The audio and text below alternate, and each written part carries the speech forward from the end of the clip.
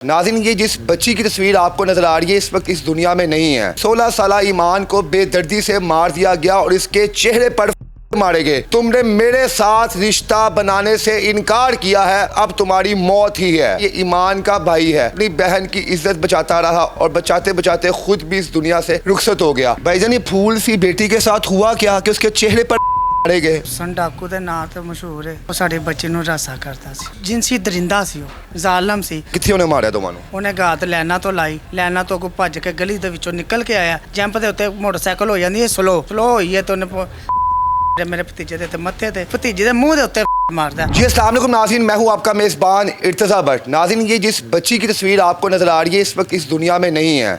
ये 16 साल ईमान को बेदर्दी से मार दिया गया और इसके चेहरे पर मारे गए और ये कहकर मारे गए कि ये तुम्हारी औकात थी, तुमने मुझे मना किया, तुमने मेरे साथ रिश्ता बनाने से इनकार किया है और अब तुम्हारी मौत ही है। आपको एक और बच्चे की तस्वीर नज़र आ रही है। ये ईमान का भाई है जो आखिर दम तक अपनी बहन की इज्जत बचाता रहा और बचाते बचाते खुद भी इस दुनिया से रुखसत हो गया। और ये शख्स तीसरा जो आपको बदबख्त नज़र आ रहा है, इसका नाम हसन डाकू है।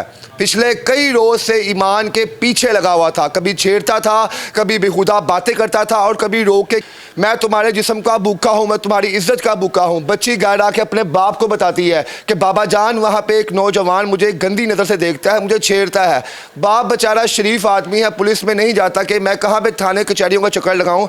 बड़े भाई की जिम्मेदारी लगा देता कि आइंदा के बाद तुमने मानो को लेके जाना है और वापस भी लेके आना है।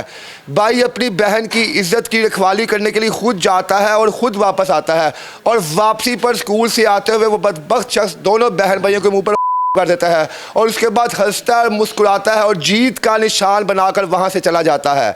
इस वक्त हम किस मुआशरे में हैं और यहाँ पर क्या सलूक किया जा रहा है हवा की बेटियों के साथ? हमारे साथ इस FIR का मुद्दई मौजूद है।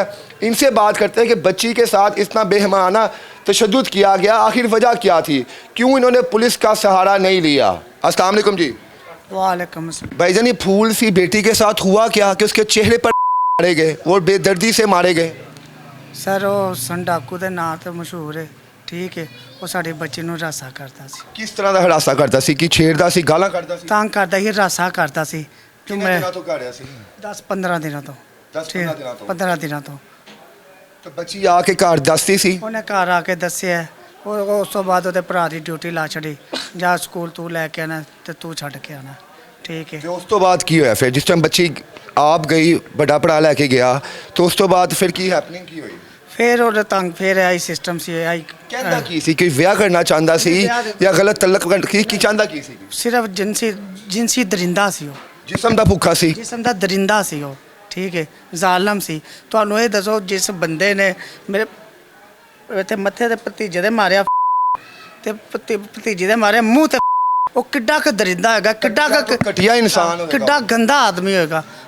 ਗੱਲ ਇਹ ਵੇ, ਉਹ ਸਾਡੇ ਨਾਲ ਹੋਈ ਹੈ ਜ਼ਿਆਦਤੀ, ਸਾਡੇ ਨਾਲ ਹੋਇਆ ਜ਼ੁਲਮ, ਸਾਨੂੰ ਇਨਸਾਫ ਚਾਹੀਦਾ। ਅੱਛਾ, ਉਸ ਰੋਜ਼ ਕੀ ਹੋਇਆ? ਵਾਕਈ ਦੇ ਰੋਜ਼ ਕਿਸ ਤਰ੍ਹਾਂ ਗਿਆ? ਸਕੂਲ ਗਿਆ ਲੈਣ ਵਾਸਤੇ ਅਬਦੁਲ ਰਹਿਮਾਨ, ਤੇ ਉਹਨੇ ਕਿੱਥੇ ਮੌਕੇ ਦਾ ਘਾਤ ਲਾ ਕੇ ਕਿੱਥੇ ਉਹਨੇ ਮਾਰਿਆ ਤੁਹਾਨੂੰ? ਅਬਦੁਲ ਮਾਨ ਜਿਹੜੀ ਮੇਰੀ ਭਤੀਜੀ ਨੇ ਮਾਨ, ਉਸ ਕੋਲ ਹੀ ਸਕੂਲ ਹੈ ਪਾਕਿਸਤਾਨ ਕਾਲਜ ਦੀ, ਪਾਕਿਸਤਾਨ ਸਕੂਲ, ਉੱਥੋਂ ਸਕੂਲੋਂ ਲੈ ਕੇ ਆ ਰਿਹਾ। ਉਹਨੇ ਗਾਤ ਲੈਣਾ ਤੋਂ ਲਾਈ, ਲੈਣਾ ਤੋਂ ਅੱਗੋਂ ਭੱਜ ਕੇ ਗਲੀ ਦੇ ਵਿੱਚੋਂ ਨਿਕਲ ਕੇ ਆਇਆ।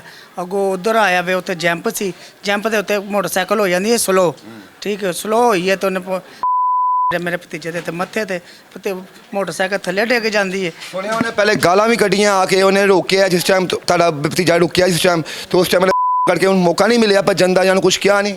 ਮੈਂ ਕਹਿੰਦਾ ਉਹਨੇ ਮਾਰਿਆ ਨਾ ਮੇਰੀ ਭਤੀਜੇ ਨੂੰ, ਅਬਦੁਲ ਮਾਨ ਨੂੰ, ਇੱਥੇ ਮੋਟਰਸਾਈਕਲ ਥੱਲੇ ਡਿੱਗ ਜਾਂਦੀ ਹੈ, ਮੋਟਰਸਾਈਕਲ ਥੱਲੇ ਡਿੱਗ ਜਾਂਦੇ, ਹਾਂ ਭਤੀਜੀ ਥੱਲੇ ਡਿੱਗ ਜਾਂਦੀ।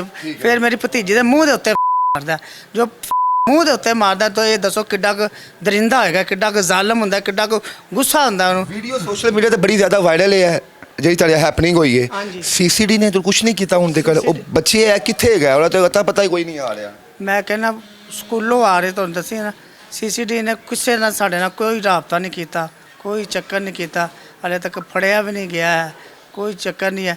ਭਰਾ ਮੇਰਾ ਗਰੀਬ ਆਦਮੀ ਸੀ, ਮਾੜਾ ਆਦਮੀ, ਕਿਰਾਏ 'ਤੇ ਮਕਾਨ 'ਚ ਰਹਿੰਦਾ ਸੀ, ਠੀਕ ਹੈ, ਬਹੁਤ ਮਾੜਾ ਆਦਮੀ। ਤੁਹਾਡੀ ਭਾਬੀ ਦੀ ਤਬੀਅਤ ਕੈਸੀ ਹੈ ਇਸ ਟਾਈਮ? ਸੁਣਿਆ ਕਿ ਉਹ ਬੇਹੋਸ਼ੀ ਦੇ ਵਿੱਚ ਨੇ, ਉੱਠਦੇ ਨੇ, ਆਪਣੀ ਬੇਟੀ ਨੂੰ ਪੁਕਾਰਦੇ ਨੇ, ਲਾਡਲੀ ਸੀ ਘਰ ਦੀ। ਹਾਂਜੀ ਲਾਡਲੀ ਸੀ, ਭਤੀਜੀ ਵੀ ਮੇਰਾ ਭਤੀਜਾ ਵੀ ਲਾਡਲਾ ਸੀ। ਠੀਕ ਹੈ, ਉਹ ਬੇਹੋਸ਼ ਹੋ ਜਾਂਦੀ, ਉਦੋਂ ਦੀ ਉੱਠਦੀ ਡਿੱਗਦੀ ਹੈ, ਫਿਰ ਉੱਠਦੀ ਹੈ, ਪੁੱਛਦੀ ਹੈ। ਜਿੱਦਾਂ ਦਾ ਉਹ ਅਬਦੁਲਮਾਨ ਫੌਤ ਹੋਇਆ ਨਾ, ਉਦੋਂ ਦੀ ਉਹ ਪਾਗਲ ही होगी, शदैन ही होगी, पागल ही होगी। नाज़रीन, मेरी इनके वालिद साहब से गुफ्तगू भी हुई है बच्ची के। वो कहते हैं जनाब कि मानो हमारी जान थी, मेरी छोटी सी गुड़िया थी वो। मैं किसी की ख्वाहिश पूरी करूँ ना करूँ, अपनी उस बेटी की ख्वाहिश लाजमी पूरी करता था।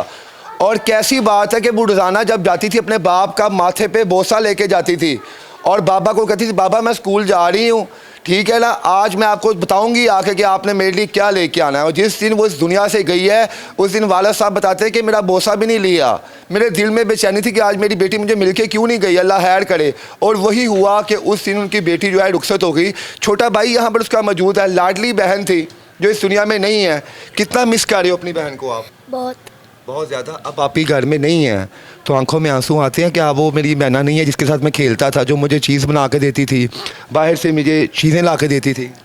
आता था याद आती है अपनी बहन की। अल्लाहु अकबर, अल्लाहु अकबर। क्या कहोगे आप मरियम नवाज़ साहिबा को? मरियम नवाज़, मेरी बहन का इंसाफ चाहिए, मेरी बहन का इंसाफ चाहिए। जी नाज़रीन, ये नन्हे से बच्चे के आप हाथ देखें यहाँ पे कि ये इन जुड़े हुए हाथों से मरियम नवाज़ के आगे गुजारिश है कि मरियम नवाज़ साहिबा मैं अपनी बहन को बहुत मिस कर रहा हूँ, प्लीज़ आप उस शख्स को पकड़ें, उसको कैफरे किरदार तक पहुँचाएँ। नाज़रीन, ये गुजरांवाला का वाक़या है और ये किसी, मैं उस जगह पे मौजूद नहीं हूँ जहाँ पे कैमरे नहीं हैं, सीसीटीवी फुटेजेस नहीं है। यहाँ पे हर जगह पे कैमरे लगे हुए हैं और उसकी वीडियो भी इस वक्त सोशल मीडिया पे बहुत ज़्यादा वायरल है। हम यही चाहेंगे कि इस शख्स को भी कैफरे किरदार तक पहुँचाया जाए और इसको भी सख्त से सख्त सज़ा दी जाए ताकि गुजरांवाला की तारीख में इस शख्स को याद रहे कि इसने किसी की बेटी के साथ क्या सलूक किया था।